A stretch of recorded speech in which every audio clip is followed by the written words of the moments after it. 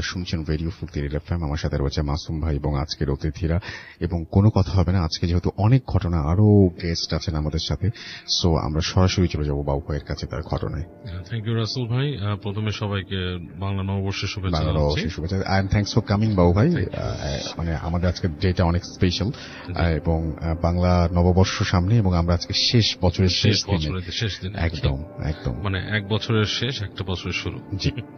যাক রাসেল ভাই, এই কাহিনীটা বলবো, এটা হচ্ছে রুবায়েতের কাহিনী। রুবায়েত এর ছদ্মনাম, জাস্ট নাম একটা মানে বলার জন্য বললাম, কারণ কাহিনী অনেক সময় দেখা যাচ্ছে মানে অনেকে সিমিলারিটি ধরে ফেলে, যেটা কার জীবনের কাহিনী।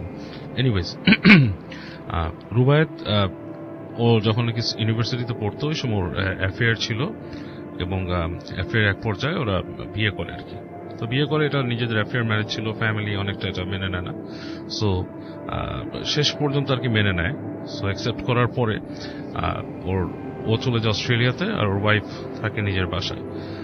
But the thing is watt, যে এরকম অবস্থা ওর ওয়াইফ কনসিভ করে মানে থাকা অবস্থায় আর কি। তো ওই সময়টা মেয়েটা ওর মায়ের বাসায়, ওর ওয়াইফ তার মায়ের বাসায় পার করে আর কি। তো লাস্ট স্টেজ যখন চলে আসে, লাস্ট 1-2 মাস বাকি লাস্ট টাইমে, তখন নাকি ওর রুবায়েতের ফ্যামিলি প্রেশার দেয় যে তোমাকে চলে আসতে হবে আমাদের বাসায়, এবং ওদের ফ্যামিলিতে আর কি আছে, মানে মুরব্বী যে দাদির বাড়িতে যে আসলে মানে তাদের বাচ্চা হবে, এটা নাকি ওদের ফ্যামিলির মানে একটা নিয়ম আর কি, আচ্ছা কালচার। তো এই কালচারে রাজি হয়ে লাস্টে ওরা মানে আসতে বাধ্য হয় আর কি। এবং রুবায়েত তার ওয়াইফকে বলে যে তুমি চিন্তা করো না, তোমার কাছে জিনিসটা বেশ আনইউজুয়াল লাগতে পারে, আমি চলে আসবো এর মধ্যে, আমি এর মধ্যে আসবো, যেভাবে হোক দেশে আসবো। এনিওয়েজ, তো ওর ওয়াইফ ওর দাদা বাড়ি মানে রুবায়েতদের বাড়িতে চলে যায়, রুবায়েতের দাদা বাড়ি যেটা আর কি, যেখানে ওদের নিয়ে যায় ঢাকার বাইরে কোন একটা জায়গায়।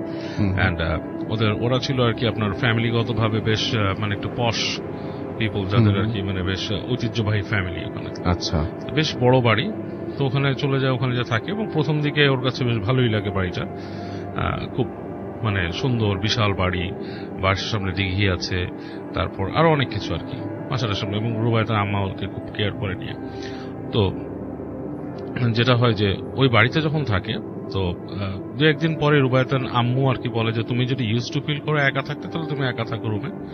তো বলে যে আচ্ছা, আমি একা থাকাটা বেটার ফিল করি, তার কাছে এটা মানে ভালো লাগে বেশি। সো ওকে একটা রুম দিয়ে দেওয়া হয়। রুমটা বেশ বড় একটা রুম, এবং আপনার ওপরতলায় আর কি, দোতলায় রুম, এবং বেশ ভালো ফার্নিশড এন্ড এভরিথিং। তো ওখানে যখন ও থাকে, রাতের বেলা ঘুমাতে যায়, তো ওর শাশুড়ি ওর সাথে অনেকক্ষণ গল্প গুজব করে লাস্টে রাতে চলে যায়।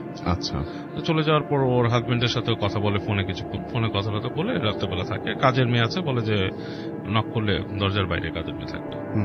তো রাত্রেবেলা শুয়ে আছে, তো ঘুমায় গেছে আর কি। ফার্স্ট দিন যেটা সে ফিল করে, তো অনেক রাত্রেবেলা ও দেখতেছে যে হঠাৎ করে ঘুম ভেঙে যায়। যে ঘরের মধ্যে অসম্ভব ঠান্ডা, মানে বেশ শীত তো তখনকার যে সময়টা, এটা মানে শীতের সময় না আর কি, লাইক আপনার ঠান্ডাও না গরমও না, এরকম একটা সিচুয়েশন। এই সময় হঠাৎ করে বেশি ঠান্ডা, এবং ঠান্ডার জন্য বা একটা চাপে, এবং এটা ও বুঝতে পারে যে এটা একটা ছায়া মূর্তি, একটা অবয়ব টাইপের কিছু। এটা ঠিক মানে মানুষের মতো মনে হচ্ছে, যে লাইক কোনো কিছুর উপর, যে যেমন অনেকে মানুষে ভূত সাজে না, লাইক ক্যাসপার টাইপের উপরে কাপড় দিয়ে দিলে মনে হচ্ছে ঠিক কালো একটা অন্ধকার, এরকম কিছু একটা তার পাশে। এবং ও মুখ দিয়ে শব্দ বের করতে যায়, মুখ দিয়ে কোনো শব্দ বেরোচ্ছে না, গলা দিয়ে সাউন্ড করতে যায়। তখন এক পর্যায়ে ও ভাবতে থাকে ওই অবস্থায় যে আমি কি স্বপ্নে দেখতেছি, আমাকে কি বোবায় ধরছে। হ্যাঁ, সে এরকম ভাবতে থাকে, কিন্তু সে পরে বুঝতে পারে না সে বোবায় না, সে পুরোপুরি হুঁশে আছে, মানে সেন্সে আছে, তার সেন্স ঠিক আছে, কিন্তু সে দেখতেছে এরকম করে তার পাশে চলে আসতেছে। তো অনেকক্ষণ চেষ্টা করতেছে চিৎকার করে, ঘোঙানোর পর একসময় তার গলা দিয়ে সাউন্ড বেরোয়, জোরে চিৎকার করে ওঠে, এবং এই গোঙানোর শব্দ বা চিৎকারের ওই পাশ থেকে কাজের মেয়েটা এসে দরজা নক করে, এবং সে উঠে যায়। উঠে যে কাজের মেয়েটা ঢোকার পর কাজের মেয়ে লাইট জ্বালায়, দেখে রুমের ভিতরে কিছু নেই, রুমটা মানে খালি। তো সে মানে খুবই হয়ে যায়, এবং সে কাজের মেয়েকে বলে যে তার মাকে ডেকে আনতে আর কি, মানে শাশুড়িকে। এবং শাশুড়ি চলে আসে, বলে কি হয়েছে, তো বলে যে এরকম মানে ভয় পাইছে। তো ভয় পাওয়ার পর শাশুড়ি বলে আচ্ছা ঠিক আছে, তোমাকে আমি কালকের থেকে এখানে একা রাখবো না, তুমি আমার রুমে থাকো। তো সে বলে না, আপনার রুমে থাকার দরকার নেই। তো শাশুড়ি বলে তাহলে আমি তোমার সাথে থাকবো, একা থাকার দরকার নেই এখানে, তুমি এখন ঘুম আসবে না এখানে। যাই হোক, বেচারি ওখানে থাকে, এবং রুবায়েতের আম্মা ওর সাথে থাকে। তো দেখা যাচ্ছে যে যখন রাতের বেলা শাশুড়ি দোয়া টোয়া পড়ে ঘুমায় গেছে। তো এই সময়ও আবার সে ওরকম ফিল করে, একসঙ্গে ঘুমের মধ্যে ওর ঘুম আসে না, সে শুয়ে থাকে এবং সে ওরকম ফিল করে রুমের মধ্যে কিছু একটা নড়াচড়া করে, রুমের মধ্যে কিছু একটা মানে আপনার ঘুরে, মনে হয় যে তার খাটের আশপাশ দিয়ে ঘুরে। তো সে খুব ভয় পেয়ে লাস্টে শাশুড়িকে জাগায় দেয়, এবং যখনই শাশুড়ি ঘুম থেকে উঠে পড়ে তখন আর কিছু দেখে না। এবং তারপর এই জিনিসগুলো এত প্রকট হওয়া শুরু করে, ও ভয় পেতে থাকে, সবসময় বাথরুমে যেতেও ভয় পায়। এবং ওর শাশুড়িকে সে সবসময় বলে, তার শাশুড়ি পরে অনেকক্ষণ রাত জেগে জেগে দোয়াই পড়তো তার সাথে। তো এর মধ্যে একদিন যেটা হয় যে ওর শাশুড়ি ছিল না, সে সন্ধ্যার দিকে মনে হয় ঘুমাইছিল একটা রং টাইমে। তো এই সময় সে দেখে মানে ঘুমের মধ্যে সে ফিল করতেছে, মানে ঘুমটা যখন খুব পাতলা তখন ফিল করতেছে তার মুখের উপরে কেউ একজন ঝুঁকে আসছে, ঝুঁকে এসে বলতেছে যে তোমার পেটেরটা আমি নিয়ে যাব। ও মাই গড। হ্যাঁ, তোমার পেটেরটা আমি নিয়ে যাব। এরকম করে বলার পর সে ঝট করে ঘুম থেকে উঠে পড়ে, এবং তার ঘুম থেকে ওঠার পরে সে মনে করে যে কিছু একটা ছিল, তার রুমে কেউ একজন ছিল, চলে গেছে, এবং বেশ একটা বাজে একটা কেমন গন্ধ রুমের ভিতরে, খুব বাজে একটা গন্ধ। এবং ও যখন এটা করে, ও মানে দেখে যখন করে মানে আর কি উঠে বসে, এরকম দেখার পরে যে ওই দরজাটা যে ছিল রুমের, ওটা ঠাস করে কেউ লাগায় দেয়। ইটস অ্যাজ ইফ লাইক কেউ দরজা জোরে স্ল্যাম করে লাগায় দিয়ে, সেটাতেও সে খুব ভয় পায়। এবং সে উঠে যায়, সে ঘর দরজা খুলে খুলে দেয় কেউ নাই আশেপাশে, এবং সে আবার ডাকে শাশুড়িকে, এবং সে একটা মানে সিচুয়েশন ক্রিয়েট করে যে আমি এখানে থাকবো না, আমি এরকম শুনছি, এরকম এরকম, সবাই ভয় পায়। যাই হোক, ওকে নিয়ে আসে, আনার পরে ওকে শান্ত করার চেষ্টা করে, এবং ওর হাজবেন্ডকে বলা হয় যে তুমি পারলে তাড়াতাড়ি আসো, কাজ ওই বলে যে তুমি আসো, আমি এখানে ভয় পেতেছি সেই। যাই হোক, রুবায়েত অস্ট্রেলিয়া থেকে চলে আসে ওখানে। আসার পরে দেখা যাচ্ছে যে রুবায়েত যখন ব্যাক করছে, ও সামহাউ কিছু মানে ধর্মীয় বা ইসের সাথে মিশে, যেমন ওই যে তাবলিগ টাইপের কিছুর সাথে মিশে সে বেশ মানে একটু মুসল্লি হয়ে গেছে আর কি। He turn into a different pious person. হ্যাঁ, মানে আগের মতো, আগে যেরকম হয়তো রক মিউজিক শুনতো, ইটি করতো, ওরকম নাই, মানে অনেকটাই চেঞ্জ হয়ে গেছে। তো জিনিসটা শুনে বলে যে মানে আমি ব্যাপারটা হ্যান্ডেল করতেছি, কি হয়েছে। রুবায়েত যখন আসে তার ওয়াইফকে বলে যে তুমি ঘুমাও রাত্রে, আমি আসি। তো হাজবেন্ড আসার পর ওর তো সাহস বেড়ে যায় অনেক, সে তো আর ওইটা নিয়ে ভয় করে না, ও রিল্যাক্সলি ঘুমায়। তো যেটা হয়, রুবায়েত দেখতেছে, এটা হচ্ছে এখন রুবায়েতের ভাষ্য, যে সে ঘুমায় আছে, হাজবেন্ড ওয়াইফ দুজনে শুয়ে আছে। রুবায়েত রাত্রেবেলা দেখে যে ওদের যে বাথরুম, সে বাথরুম থেকে কেউ একজন বের হয়েছে, বের হয়ে লাইক দরজা কিন্তু খুলে বের হয়েছে। হ্যাঁ, মানে ও যেভাবে বর্ণনা দিচ্ছে, কার্পেটের উপর দিয়ে, কার্পেট ছিল রুমে, মানে ঘেসে কার্পেটের উপর যদি কেউ পা এরকম করে করে আসে, একটা লাইক শব্দ হয়, সেরকম এসে ওদের খাটের থেকে 1-1.5 হাত দূরে দাঁড়াইছে। দাঁড়ায় বলতেছে ফিসফিস খ্যাসখ্যাসা গলায়, ওকে বলতেছে যে তোর দাদা নিছিল, আমি তোর বাচ্চা নিয়ে যাব। আচ্ছা, হ্যাঁ, এরকম একটা কথা তাকে বলতেছে, এবং ও কথাটা শুনতেছে। তো রুবায়েত যেটা হয়, সে তো এখন অনেক মানে আসলে পায়াস হয়েছে, এবং অনেক কিছু সে মানে আমল করে, সে তখন বলে যে তুমি কি আমি জানি না, হু আর ইউ। হ্যাঁ, মানে ধর্মীয় বলে যে আমিও আল্লাহর সৃষ্টি, তুমিও আল্লাহর সৃষ্টি। হ্যাঁ, তুমি কিন্তু নিজে কেউ না, ইউ আর নোবডি। তুমি যদি এত সাহস থাকে আমার সামনে আসো, I want to see you.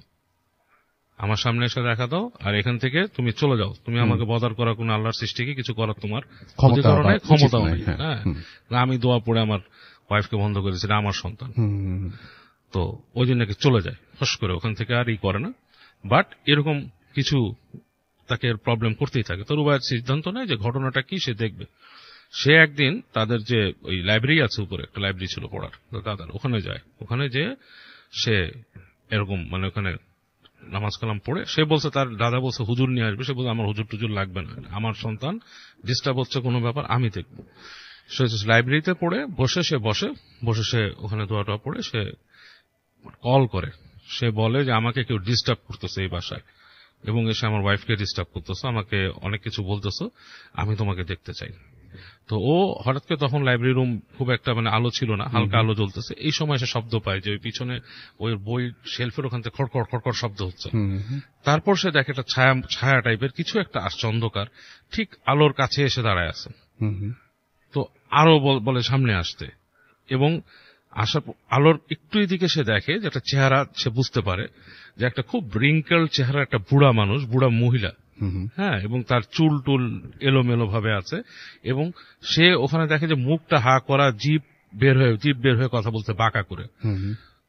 তো ও দেখে রুবায়েত ভয় পায় ঠিকই, মানে মানুষ তো এরকম একটা অতিপ্রাকৃত কিছু দেখলে ভয় পায় ঠিকই, কিন্তু সে বলে তুমি এখানে কি চাও, তুমি আমাকে কেন ডিস্টার্ব করতেছো? সে বলে আমি তোমার ইকে নিয়ে যাব, তোমার দাদা হুম আমার সন্তান কয়েকজনকে আটকাইছিল, হুম। আমার সন্তান কয়েকজনকে আটকাইছিল এবং তাদেরকে সে এখান থেকে বন্দি করে পাঠাই দিছে। তার দাদা, মানে দাদা হচ্ছে পায়াস ছিল অনেক, বলছে আমি তোমার সন্তানের ক্ষতি করব। সে বলছে তুমি পারবা না, প্রথমত তুমি এটা সম্ভব না, কারণ তুমিও একজনের সৃষ্টি, আল্লাহর সৃষ্টি, আমি আল্লাহর সৃষ্টি, তুমি জানো এটার পানিশমেন্ট কি হয়, আর তোমার আমার সন্তানের সাথে তোমার কোনো শত্রুতা নেই, সেটা তুমি আমার দাদার সাথে বুঝতে পারতা কি হয়েছে, আমার সাথে না। যার যার অন্যায় তার তার কাছে, তুমি আমারটা পারবা না, আমি আল্লাহর নামে তোমাকে বলছি তুমি চলে যাও।